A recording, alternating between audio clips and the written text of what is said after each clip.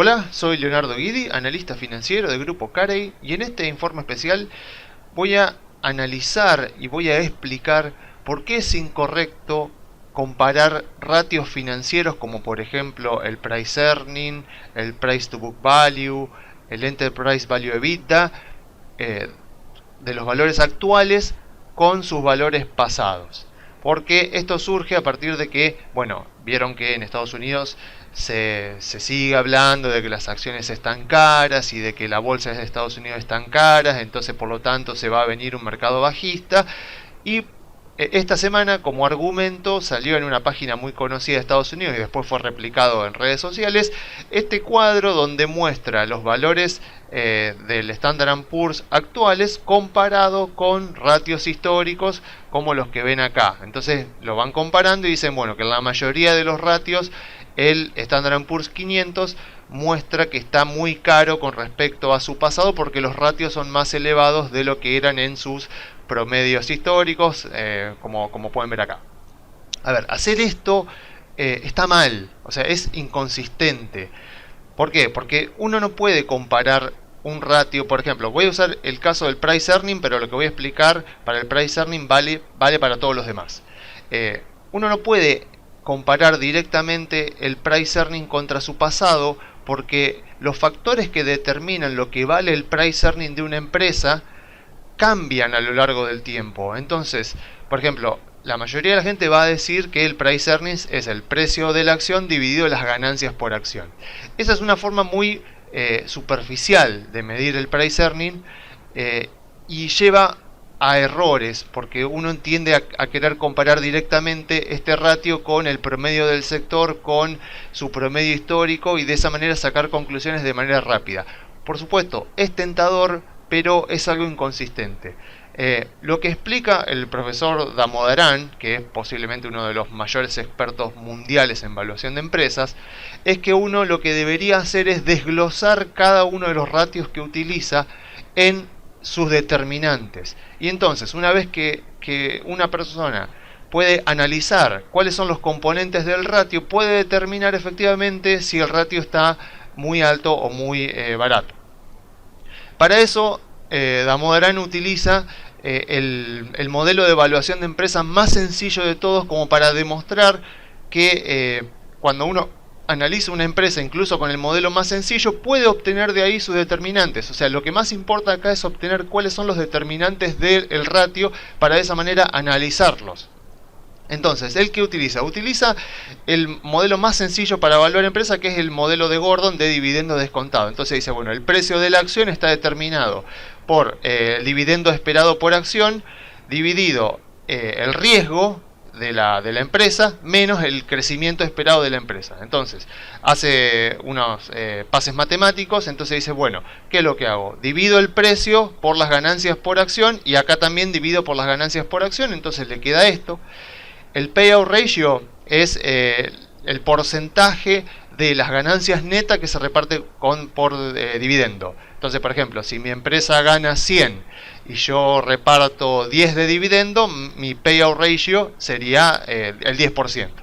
Entonces, uno pone el payout ratio, lo multiplica por 1 más el crecimiento y lo divide por el riesgo de la empresa menos el crecimiento. Y llega a esta fórmula que después él la amplía bastante en su libro. Ven que acá seguimos con la misma fórmula, solamente que acá al riesgo propio de la empresa le pone KE y al crecimiento de la empresa le pone G sub N.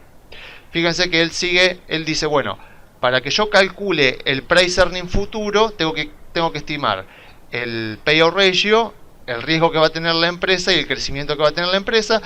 Pero acá hace algo muy interesante, que al payout ratio él después lo pone en base de el ROE, o sea, el retorno sobre el equity.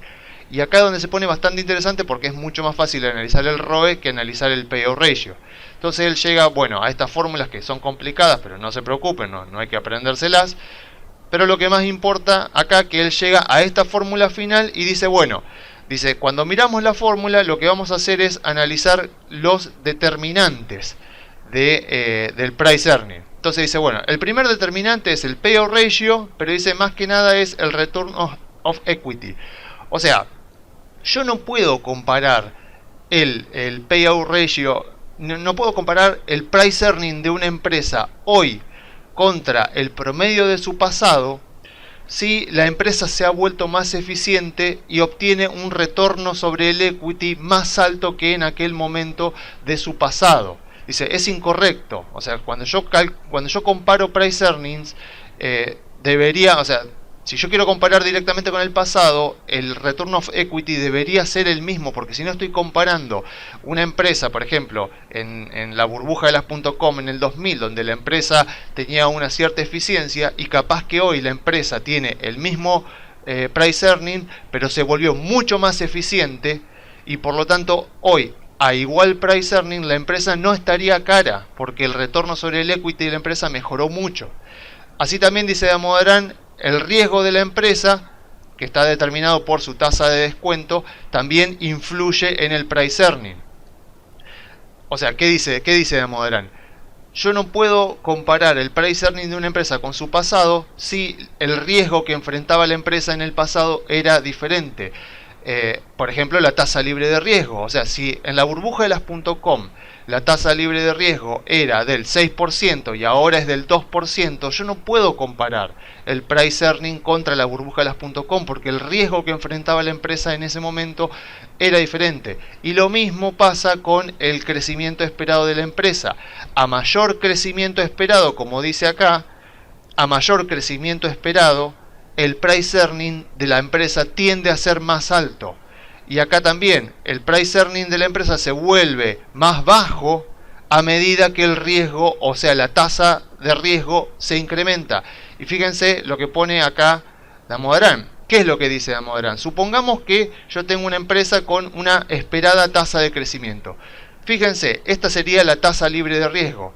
Fíjense, si yo espero que el crecimiento de mi empresa sea, por ejemplo, el 10% para el año que viene, fíjense cómo cambia el price earning a medida que cambia la tasa libre de riesgo. Fíjense, esto es con una tasa libre de riesgo del 4, esto del 6, esto del 8, esto del 10. Fíjense cómo cambia el price earning a igual crecimiento esperado de la empresa solo por el hecho de que cambió la tasa libre de riesgo. Entonces, cuando yo miro acá la tasa del bono de 10 años que se utiliza para estimar la tasa libre de riesgo, y yo digo hoy estoy en torno al 2%, yo no la puedo comparar, por ejemplo, con la burbuja de las .com, donde fíjense que estábamos cerca del 6%, o con la crisis del 2008, donde yo estaba en el 5 o 4%. Entonces estoy comparando ratios diferentes, estoy comparando cosas diferentes. O sea, yo, para poder comparar un ratio con su valor promedio del pasado, tengo que medir cómo estaban sus determinantes en aquel momento del tiempo,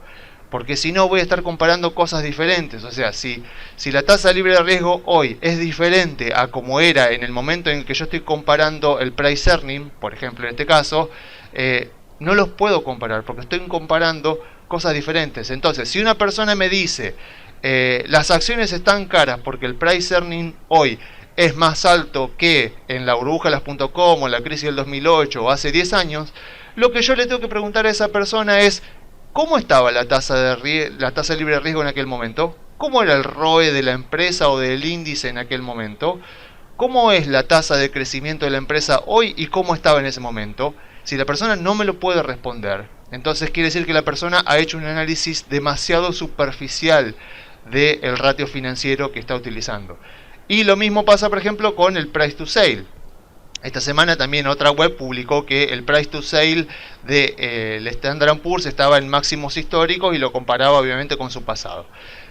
Acá pasa algo similar pero peor, porque el price to sales es un ratio inconsistente, porque compara el precio de la empresa, que es equity, contra las ventas de la empresa que incluyen a la empresa en su conjunto. O sea, yo estoy comparando un ratio de equity, como es el precio, que me refleja la capitalización de mercado, contra las ventas de la empresa, que tienen que ver tanto con el equity como con la deuda de la empresa. Entonces ya de por sí es un ratio inconsistente que no deberíamos usarlo, a menos que, por ejemplo, la empresa tenga muy poca deuda. Pero bueno, si la persona lo utiliza, analicémoslo. Bueno, pasa lo mismo. O sea, si alguien me dice el price to sale del Standard & Poor's está en récord histórico, yo lo primero que le pregunto es, ok, vos me decís que está en récord histórico, ¿cómo es el ROE de hoy con respecto al ROE histórico? ¿Cómo es la tasa libre de riesgo hoy con respecto a la histórica? ¿Cómo es el crecimiento de las empresas del Standard & Poor's con respecto a su media histórica? Si son superiores y la tasa libre de riesgo hoy es menor, entonces tiene sentido que sea más alto. O sea, porque los determinantes han cambiado. Así que tengámoslo muy en cuenta, porque si no haremos análisis demasiado superficiales de los ratios, y de esa manera creeremos que las acciones están caras cuando posiblemente en realidad no lo estén. Así que bueno, yo me despido. Si quieren conocer nuestras carteras sugeridas, si quieren conocer nuestras sugerencias de trading, o si quieren directamente asesoramiento personalizado para sus inversiones, se pueden comunicar por la página web grupocarey.com.ar o enviando un mail a info@grupocarey.com.ar.